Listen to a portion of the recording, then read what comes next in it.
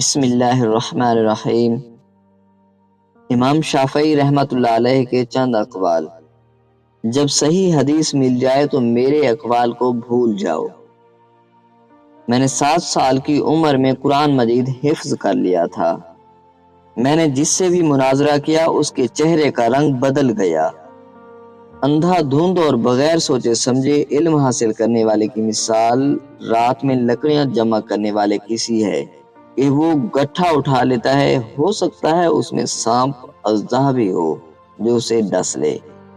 زندگی میں 3 مرتبہ مجھ پر فقر و فاقہ کا دور آیا، گھر کے زیورات بھی بک گئے، لیکن میں نے قرض لے کر کوئی چیز رہن نہیں رکھی۔ صحیح طالب علم تو مفلس ہی ہوتا ہے۔ پوچھا گیا کہ اگر مناسب مالدار ہو تو فرمایا وہ بھی نہیں۔ شرک کے علاوہ ہر گناہ کی مغفرت کی امید ہے، لیکن گمراہی کا معاملہ بہت سخت ہے۔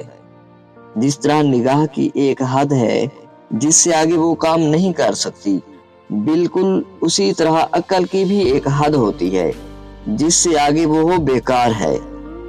انسانوں کو قابو میں رکھنا جانوروں کو قابو میں رکھنے سے کہیں زیادہ مشکل ہے۔